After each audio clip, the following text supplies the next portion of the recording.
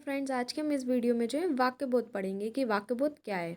वाक्यबोध में हम पढ़ेंगे कि वाक्य जो है कितने प्रकार के होते हैं, वाक्य कौन कौन से होते हैं, तो इन सब के बारे में हम पढ़ेंगे। वाक्यों के भेद शुरू करने से पहले मैं आपको थोड़ा सा नॉलेज दे देती हूँ इन्फॉर्मेशन के लिए, हो सकता है आपसे ऑब्जेक्टिव में पूछ लें। वाक्यबोध की बात शुरू हुई है तो इसमें आपको पता होना चाहिए कि भाषा के कितने रूप होते हैं। भाषा के दो रूप होते हैं। भाषा यानी जो हम बोलते हैं, या तो हम लिख कर बोलते हैं, मुंह से बोल देते हैं। तो जो लिख कर बोलते हैं उसे लिखित कहते हैं, और जो बोल कर बोलते हैं उसे मौखिक बोलते हैं। तो आपको याद रखना है भाषा के कितने रूप होते हैं, दो होते हैं। हो सकता है ऑब्जेक्टिव में आपसे पूछ लें।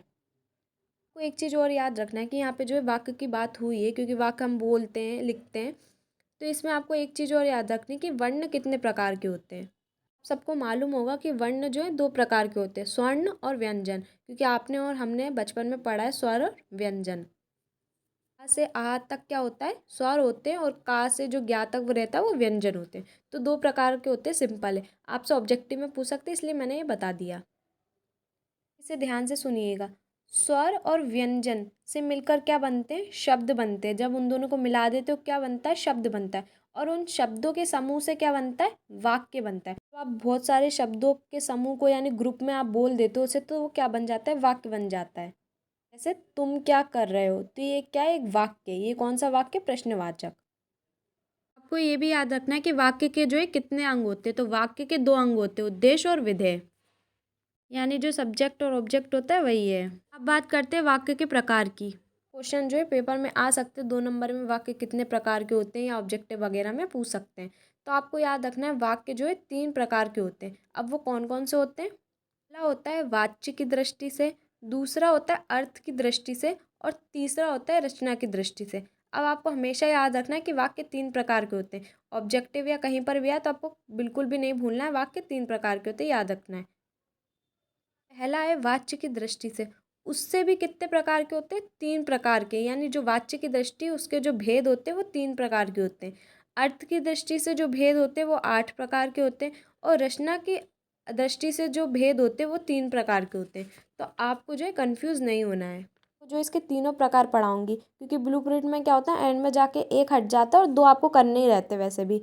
पर मैं आपको तीनों ही पढ़ा रही हूँ। आपका एंड में अगर ब्लूप्रिंट आता है उसमें कि एक हट गया, तो आप उसको छोड़ के ये दोनों कर लेना। हो सकता है वाच्य हट जाए, क्योंकि अर्थ और रचना तो रहते ही हैं।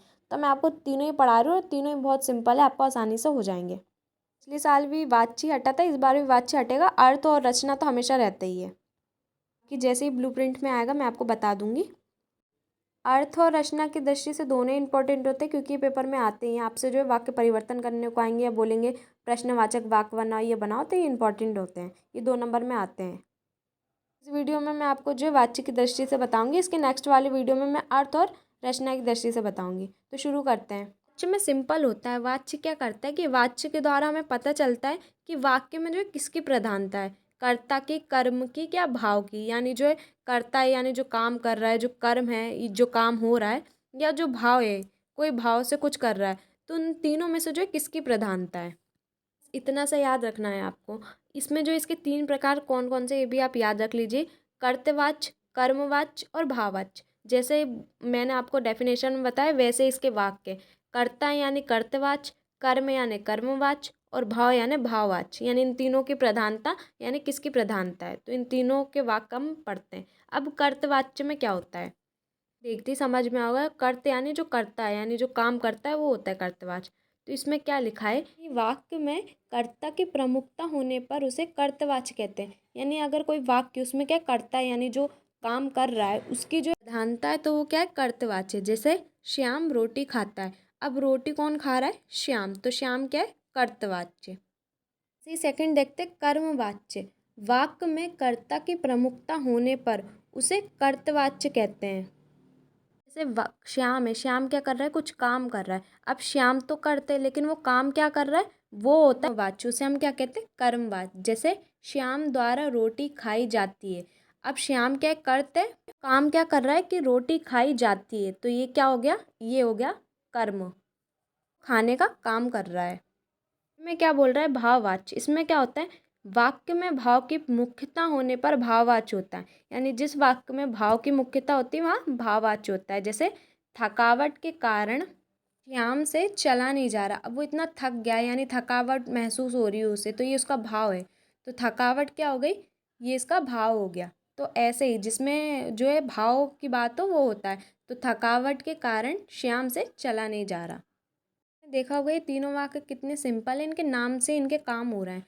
कर्त में क्या होता है, जो करता है यानी जो काम कर रहा है, जैसे श्याम। और कर्म क्या हो रहा है, जो वो काम कर रहा है, रोटी खा रहा है तो वो काम है, अगर वो कहीं जा रहा है तो वो काम है।